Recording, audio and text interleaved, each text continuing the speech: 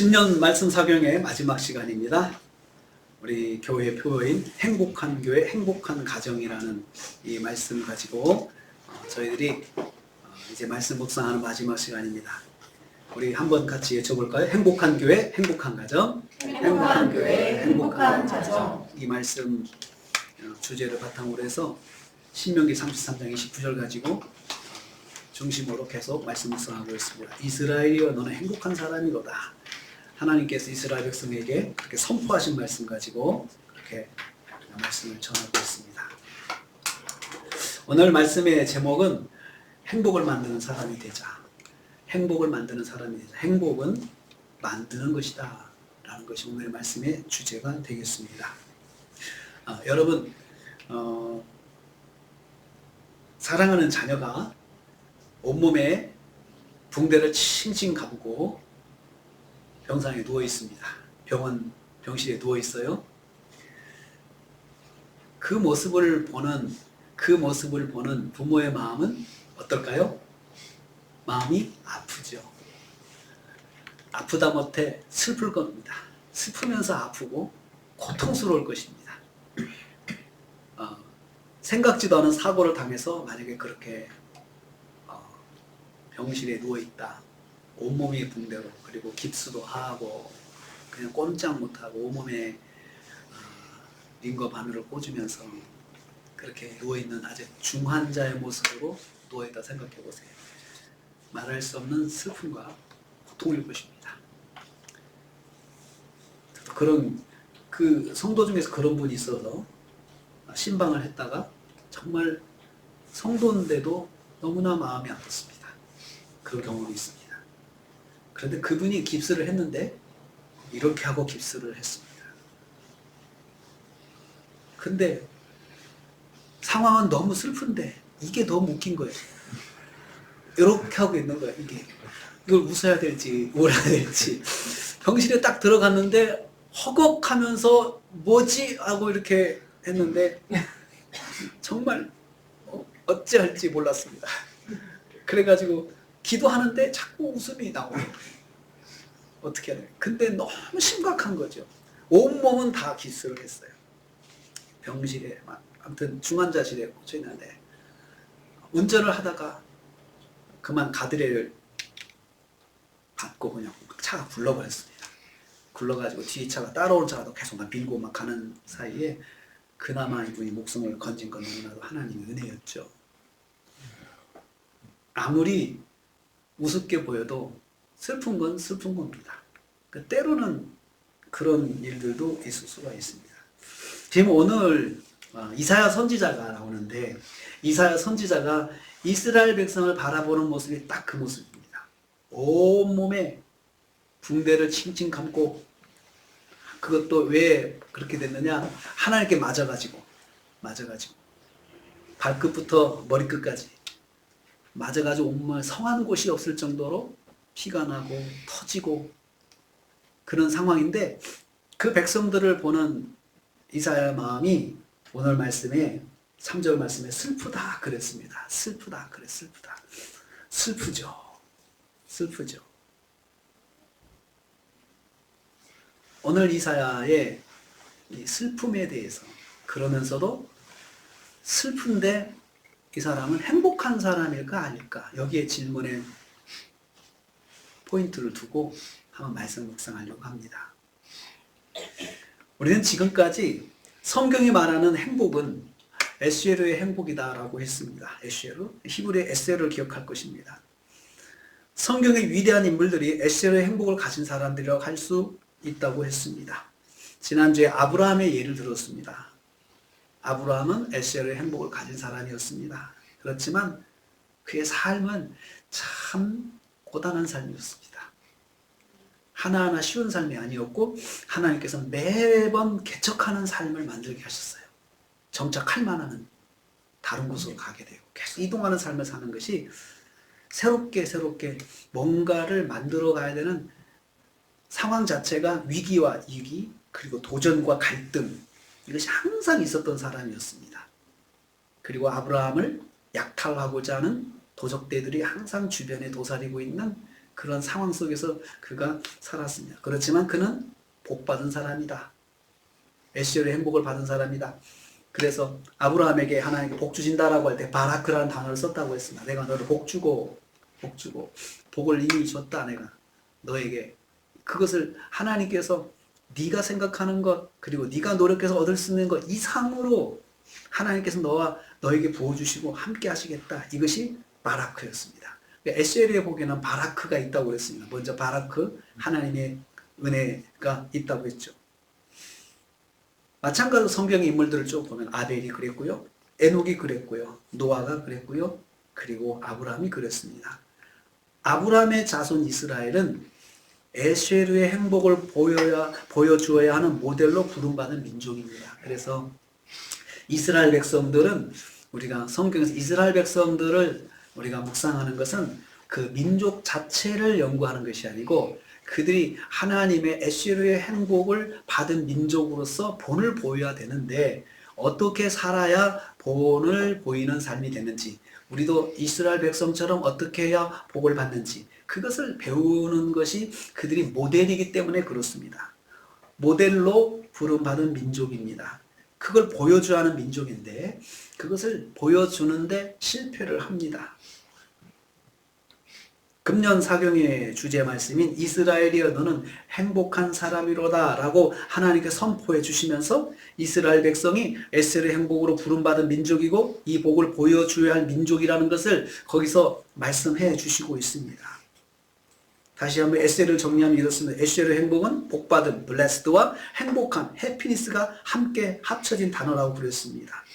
근데 복받음 없이 그냥 해피니스만 있는 것이 복이 아닙니다. 사람이 행복한 것이 그냥 자신의 느낌의 행복은 여러 가지를 가지고 느낄 수가 있거든요. 어떤 사람은 마약을 주사 맞고도 행복하다고 한 사람이 있습니다. 그것은 진정한 행복이 아니죠.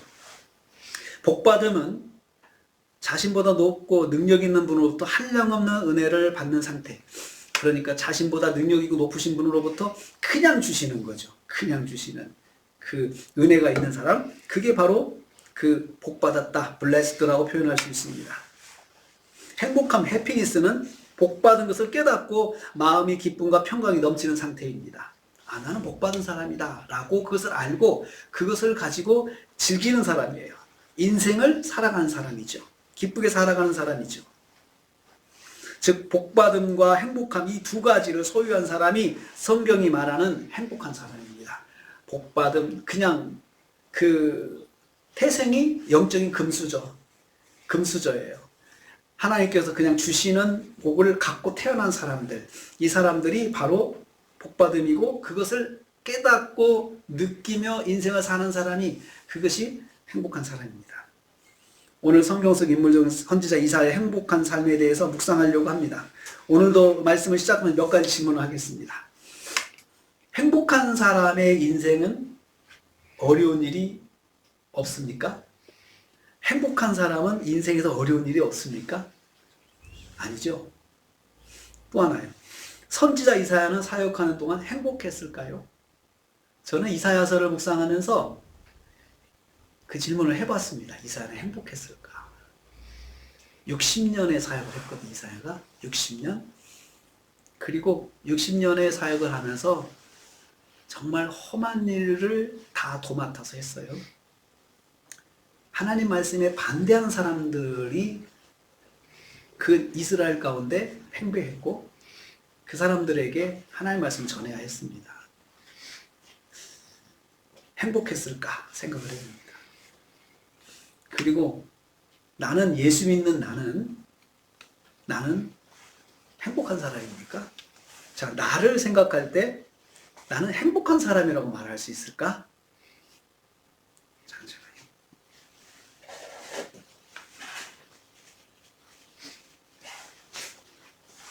죄송합니다. 나는 행복한 사람이라고 말할 수 있을까? 이런 질문을 한번 던져봅니다. 예수 믿는 여러분은 행복하십니까? 여기에 대한 답을 오늘 말씀에서 한번 찾아볼 수 있기를 바랍니다.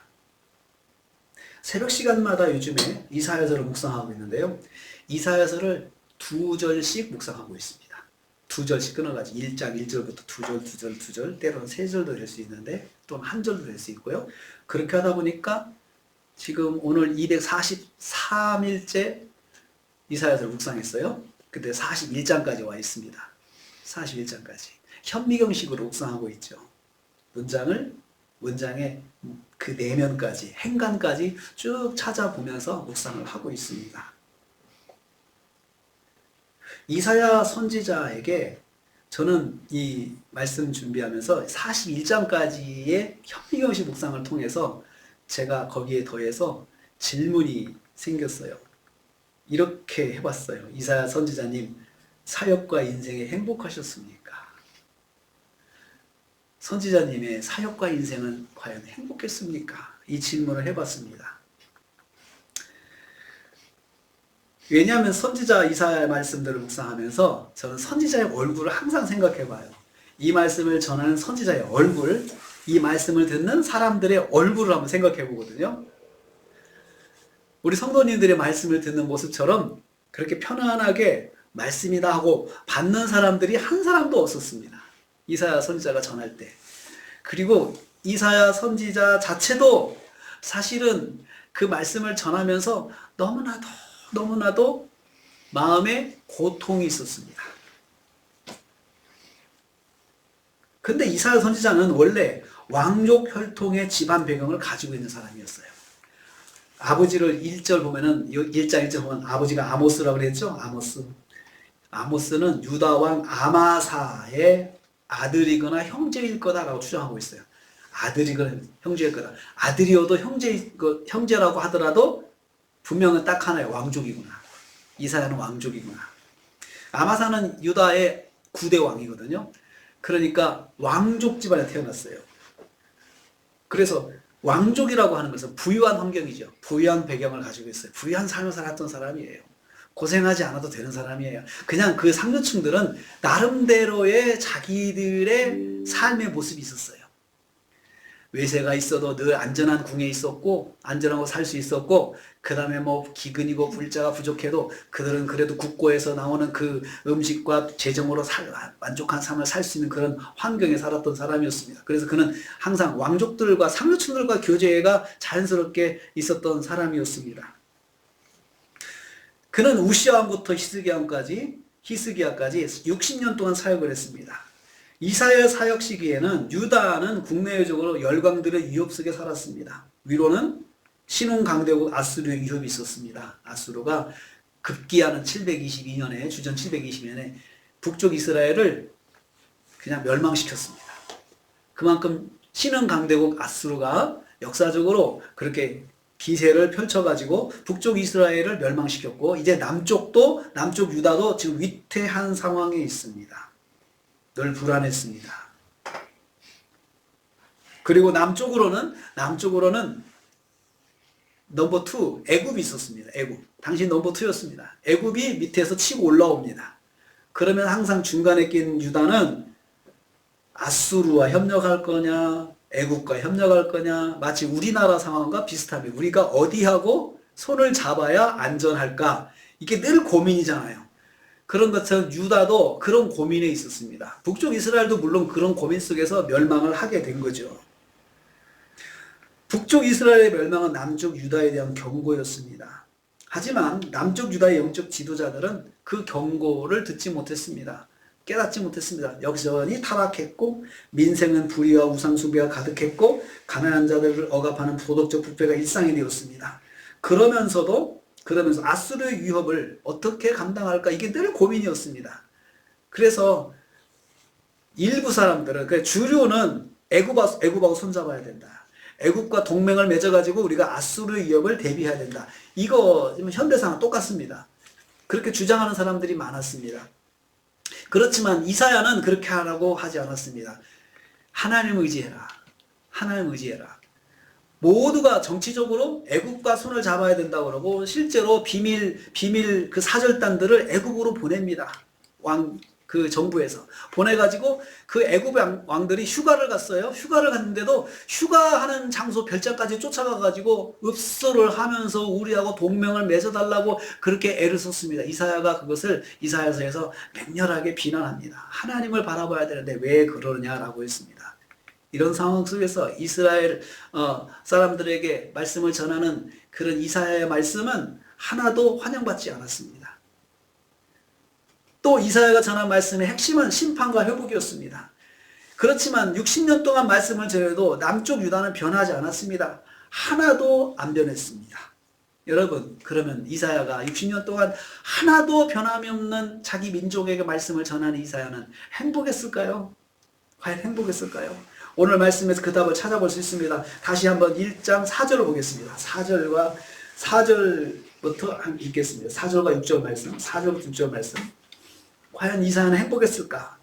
자, 4절 있습니다. 시작. 슬프다 범죄한 나라요, 허물진 백성이요, 행악의 종자요, 행위가 부패한 자식이로다. 거기까지요.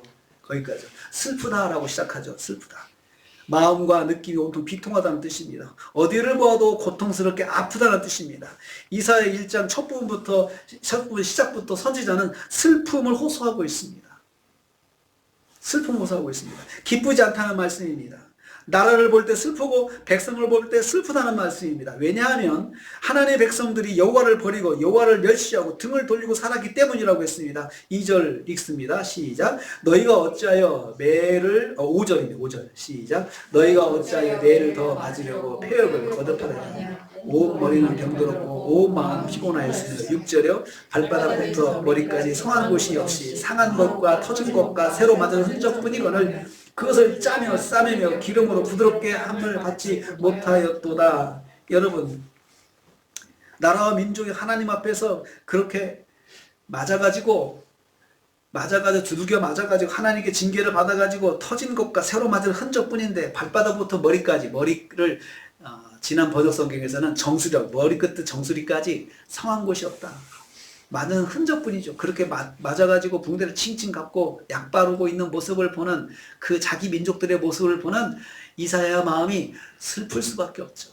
슬프죠. 60년 내내 동안 그랬어요. 60년 내내 동안 계속 맞으면서도 정신 차리지 못하는 자기 민족을 보는 이사야 마음은 행복하지가 않았습니다. 슬펐습니다. 그러면서도 여전히 나라와 민족이 하나님 앞에서 하는 것들을 보면 등 돌리고 우상 섬기고 악을 행하고 이런 것들을 보면 선지자의 마음은 더욱 아플 수밖에 없었습니다. 5절, 6절 말씀 다시 보면 이렇습니다. 5절 말씀 보면은 유다의 계속된 행동이 그 패역한 행동을 말씀하고 있죠. 5절. 패역하다는 말이에요. 어쩌면 매를 더 맞으려고 패역을 거듭하냐. 패역하다는 배신과 배반을 말해요. 배교하는 것이죠. 배교는 우상숭배입니다. 우상숭배의 길을 걷는 것을 말합니다. 이러면 계속해서 하나님께 매를 맞는 길인데 그 길을 멈추지 않고 걸어가는 것을 보면서 마음이 고통스러운 것입니다. 그들은 이미 하나님의 징계를 받으면서 온 머리에 병들었고 마음은 피곤하였다고 했습니다. 이걸 바라보는 이사야 마음은 슬플 수밖에 없습니다. 여러분, 매를 맞으면 잘못했어요 하고 끝내면 참 좋잖아요. 매를 맞으면서 고집을 부리는 아이가 있습니다. 절대로 자기 입으로 잘못했다고 말을 안 하면 어떻게 돼요? 자꾸 매가 더 세지는 거 봐요. 더 매울 수밖에 없어요, 매가. 옆에서 바라보는 사람 입장에서는 빨리 미안하다고, 빨리 잘못했다고 하면 되는데 그 잘못했다는 말을 안 하면서 계속 맞고만 있어요. 안타깝죠. 고통스럽습니다. 특별히 사랑하는 사람이 그럴 때 정말 고통스럽죠. 6절 말씀은 이렇습니다. 발바닥에서 머리까지 상한 것이 또 상한 것과 터진 것과 새로 맞은 흔적뿐이거늘 이렇게 말씀하고 있어요. 징계받은 상태죠. 발바닥부터 머리까지 상한 것이 하나도 없이 다 터진 것, 새로 맞은 흔적들이 넘쳐났습니다. 새로 맞은 곳에 피를 짜고 싸매고 기름을 부어서 치료를 했지만 욱신욱신 아픈 곳이 낫지 않고 있음을 말씀하고 있습니다. 유다 백성들이 하나님의 징계로 고통을 받고 있는 상황을 보면서 이사야의 마음이 슬플 수밖에 없습니다. 이 마음은 바로 하나님의 마음입니다. 하나님도 아프신 거죠. 2절 말씀에 여호와께서 말씀하시기를 이렇게 시작하잖아요. 하나님이 슬프다고 하신 거예요. 이사야도 그 하나님의 마음을 받아서 슬플 수밖에 없는 거죠. 여러분, 나는 안 맞는다고 내가 기쁠 수 있습니까? 가족이 고통을 당하는데 나는 안 아프다고 기쁠 수 없죠. 절대 그럴 수 없죠. 이사야는 하나님의 마음을 받아서 자신도 마음이 슬플 수밖에 없었습니다. 하나님과 같이 슬프고 애통하는 마음으로 말씀을 전하고 있기 때문입니다. 그리고 자신도 하나님의 백성 유다의 한 사람이기 때문에 자기도 역시 그 속에 한 사람이기 때문에 마음이 슬플 수밖에 없습니다. 그런데 왜 유다가 이렇게 되었습니까? 유다 백성들이 왜 이 지경이 되었습니까? 왜 이 지경까지 이렇게 두들겨 맞습니까? 2절 3절에 답이 있습니다. 2절 3절 읽습니다. 1장 2절 3절 같이 있습니다. 하늘이여 들으라, 땅이여 귀를 기울이라. 여호와께서 말씀하시기를 내가 자식을 양가의 끈을 그들이 나를 거역하였도다. 소는 임자를 알고 나귀는 그 주인의 부위를 알건만은 이스라엘은 알지 못하고 나의 백성은 깨닫지 못하는도다 하셨도다. 2절 말씀에서 하나님께서 이스라엘과 유다를 자식같이 양육했지만 그들이 하나님께 불순종했다고 했습니다. 그들은 하나님의 구원의 은혜를 입은 백성이었습니다. 우리는 이것을 바라크의 축복이라고 말을 했습니다. 행복의 조건을 가지고 태어난 민족이었습니다. 그들은 이제 하나님의 자녀로서 자녀의 모습을 보이며 살면 복이 되었습니다. 심하의 복을 받을 것입니다. 하지만 이스라엘과 유다는 아버지를 배반한 자식이 되었습니다. 그들이 받은 바라크의 복, 일방적으로 베풀으신 구원의 복을 망각했던 것입니다. 소나 나귀 같은 짐승보다 못한 사람이 되었다고 했습니다. 소나 짐승은 주인을 알아본다. 그런데 너희는 알아보지 못한다. 비유적으로 정말 못된 자식이라는 것을 표현하고 있습니다. 선지자 이사야는 이러한 유다 민족을 하나님 말씀으로 세워야 하는 일을 60년 동안 감당했습니다. 마지막으로 히스기야 왕을 만나가지고 계획의 소망을 가졌지만 결과적으로 하나도 변하지 않았습니다. 이사야의 사역은 이 민족에게 하나님의 심판이 있다는 것과 그래도 하나님의 은혜가 이 민족에 있음을 전하는 소망의 메시지를 전하는 것이었습니다. 하지만 유다 민족은 하나님 말씀조차 듣기 싫어했습니다. 이사야를 미워했습니다. 타락한 종교 지도자들이 미워했습니다. 부도덕한 지도자들이 미워했습니다. 우상에 빠진 백성들도 싫어했습니다. 모두가 이사야를 미워했습니다. 그래서 하나님 말씀을 받아 전하는 이사야는 매우 고통스러웠을 것입니다. 한 사람도 얼굴 펴서 편안하게 말씀 듣는 사람이 없었습니다. 다 이사야를 미워하는 마음으로 눈에 불을 내면서 아주 증오하는 마음으로 말씀을 들었던 것입니다. 사랑하는 성도님들, 이사야 선지자가 행복해 보이십니까? 고달파 보이지 않습니까? 행복해 보이지 않습니다. 오히려 고달파 보입니다. 이사야 선지자도 가정이 있었습니다. 이사야 8장에 보면은 아내와 두 아들이 있습니다. 한 가정의 가장이자 선지자로서의 사역을 감당하는 이사야 행복은 무엇일까요? 그러면 과연 이사야는 행복해 보이지 않는데 정말 고달파 보이는데 끝까지 사역을 감당할 수 있는 그 비결이 뭘까요? 고달파 보인다는 것, 이것은 불행하다는 뜻은 아닙니다. 조심스럽지만 뭔가 있지 않느냐는 입장입니다. 저는 고달파 보이지만 그것을 끝까지 감당해서 결국은 순교까지 하거든요. 순교하거든요. 이사야가 순교하는데 나무톱으로 절반으로 이렇게 쪼개 죽임을 당하는 순교를 당해요. 그렇게 죽임을 당하는 결말을 보면서까지도 사역을 놓지 않았던 이사야는 비결이 뭘까요? 그래도 하나님께 받은 소명을 놓지 않았다는 사실에서 저는 이사야 행복을 찾아보아야 할 것이다 생각합니다. 저 사람이 뭔가 마음속에 있으니까 하는 거 아니냐 이거죠. 우리의 주제 말씀에서 하나님께서 이스라엘 백성들을 행복한 사람이라고 선포했습니다. 우리 다시 한번 신명기 33장 29절 말씀 읽겠습니다.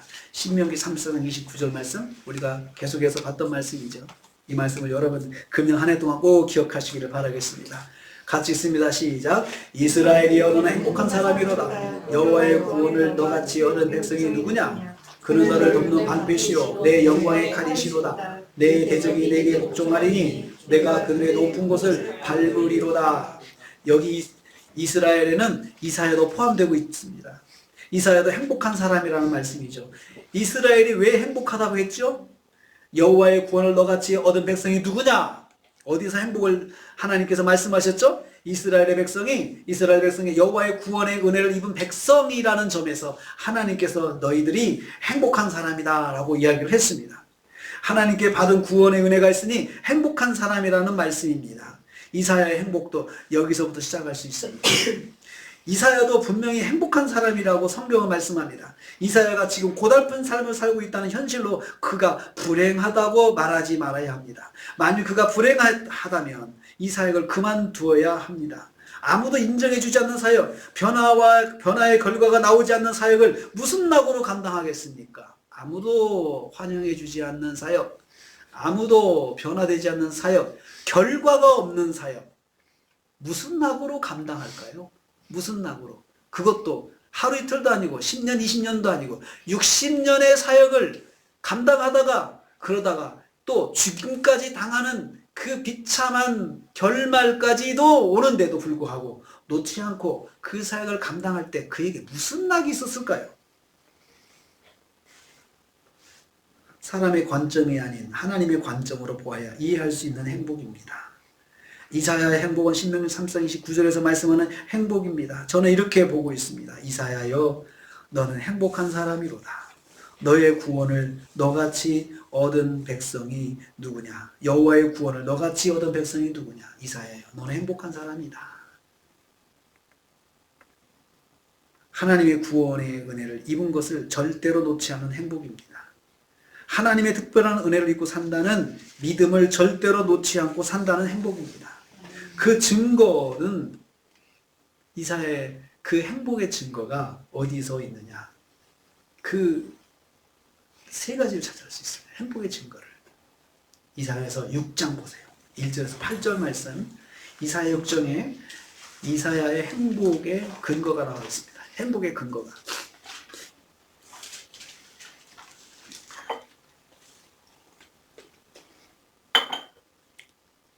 자, 이사야 행복의 근거 첫 번째 1절에서 4절입니다. 같이 읽습니다. 시작.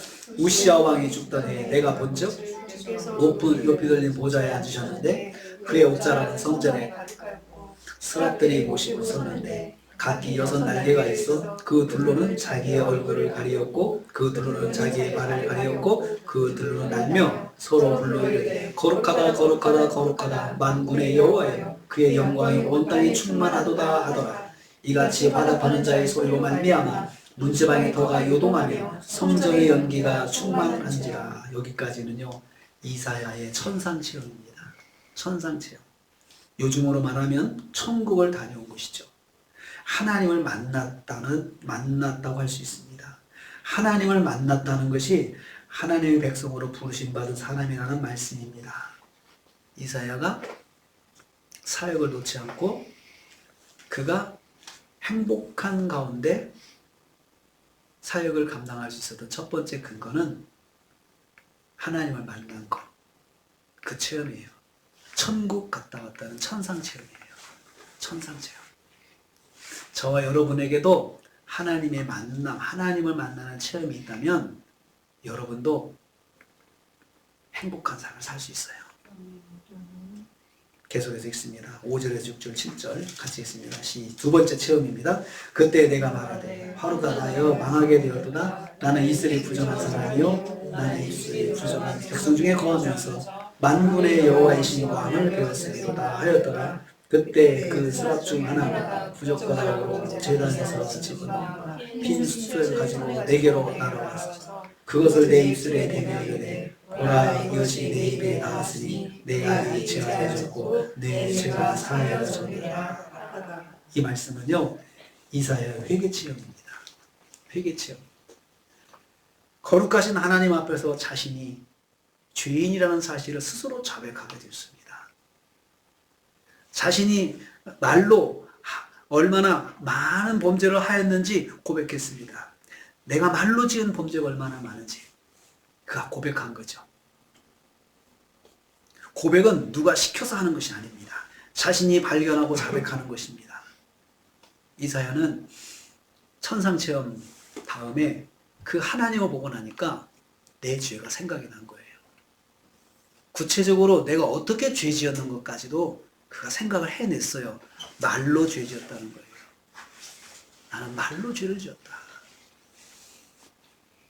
아마도 그는 율법 안에 살려고 노력을 많이 했던 것 같아요. 그래서 많이 도와주고 자기는 다른 사람들 억울하게 안 하고 왕족이지만 그리고 자기가 베풀고 살고 뭐 여러 가지 좋은 일을 많이 했을 것 같아요. 그런데 돌아보니까 이 말로 범죄한 것들이 많았음을 고백했어요. 그리고 용서함을 받았어요. 내 죄가 사하여 졌느니라 선포하셨잖아요.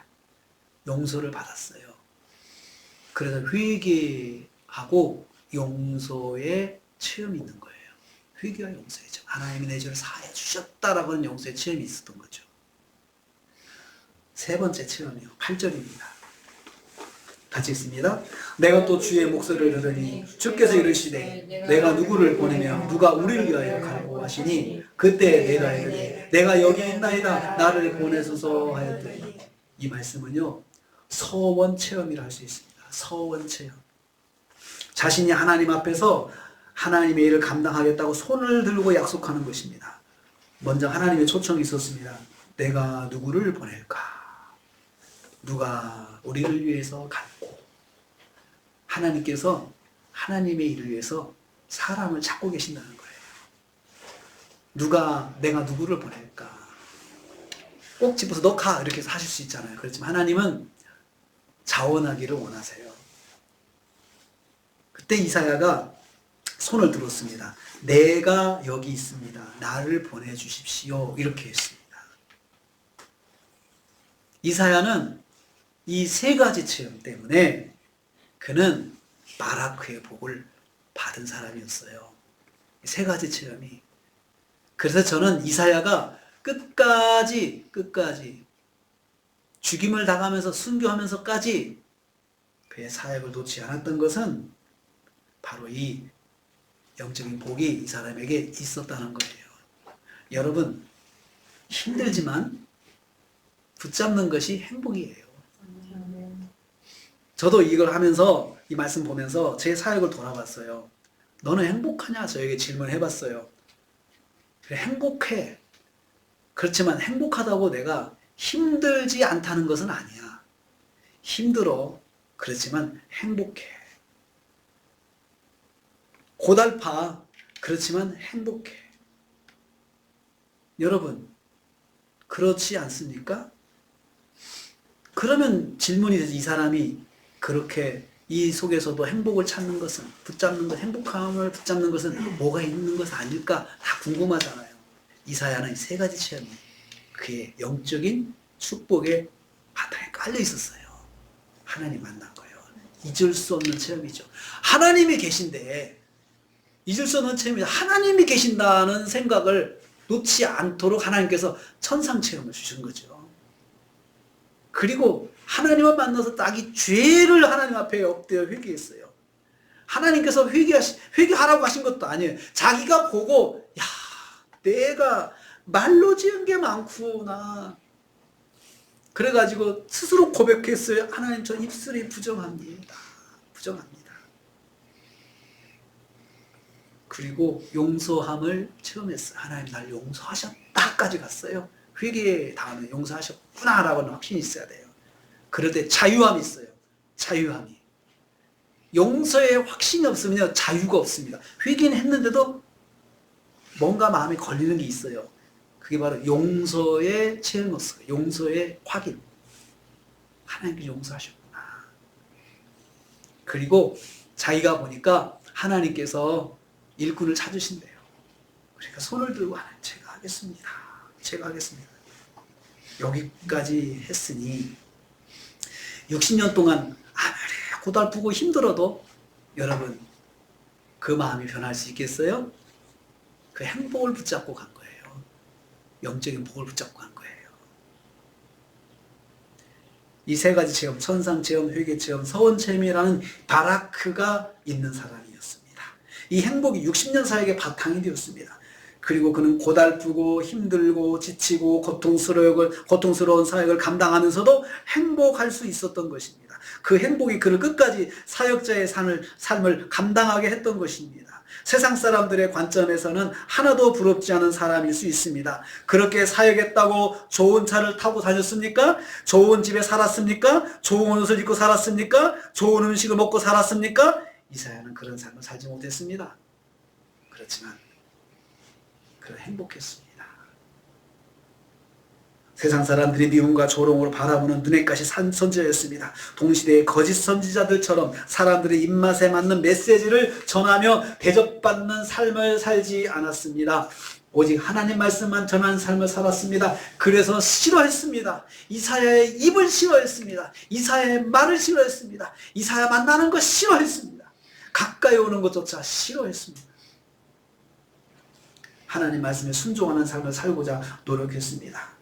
그래서 이사야는 행복한 사람이었습니다. 하나님을 기쁘시게 하는 삶을 살았기 때문입니다. 하나님의 기쁨이 선지자의 기쁨이었습니다. 이사야는 행복을 만들어 사는 사람이 되었습니다. 저는 이사야는 행복을 만드는 사람이었다라고 생각을 합니다. 사람들의 시선에서는 불행한 사람이었습니다. 하지만 그는 하나님의 부르심 안에서 행복한 삶을 살았던 사람이었습니다. 부르심에 충실한 삶이 행복한 삶입니다. 부르심을 따라 사는 삶이 행복을 만드는 삶입니다. 이 땅에서 행복을 만들어 가는 것입니다. 저는 두 가지를 제안합니다. 첫째, 매일 나에게 하나님의 은혜가 있음을 깨닫는 것이 행복을 만드는 것입니다. 그래서 나도 다른 사람에게 은혜를 베풀면 행복을 만드는 사람이 됩니다. 내가 다른 사람에게 은혜를 베풀면 나도 그 사람에게 행복을 만들어주는 사람이 되는 거죠. 그리고 내가 하나님의 은혜가 있다는 것을 깨달으면 내가 나를 행복하게 만드는 사람이 되는 거예요. 행복을 만드는 사람이에요. 고달프고 힘들다로 자꾸 덮지 마십시오. 다 행복한 사람도 고달픔이 있습니다. 지친 삶이 있습니다. 갈등의 삶이 있습니다.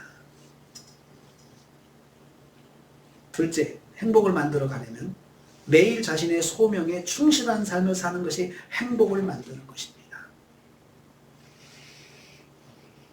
아버지는 아버지 역할에 충실하고 어머니는 어머니 역할에 충실하고 자녀는 자녀 역할에 충실하는 것, 이것이 기본적인 소명입니다. 그것이 나의 행복을 만들어가는 삶입니다. 공부하는 학생은 내가 오늘 공부 한 번 더 열심히 하는 것이 나의 행복을 만들어가는 삶이라는 것입니다.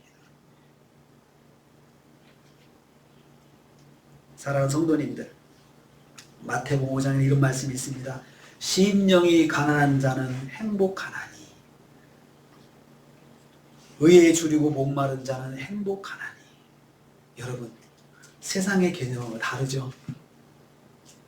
가난해야 행복하답니다. 왜 그럴까요? 우리 이미 신명기 33장 29절을 알고 있어요. 그래서 행복한 거예요. 그래서 가난하다면 행복하다. 행복한 사람의 삶도 고달플 수 있습니다.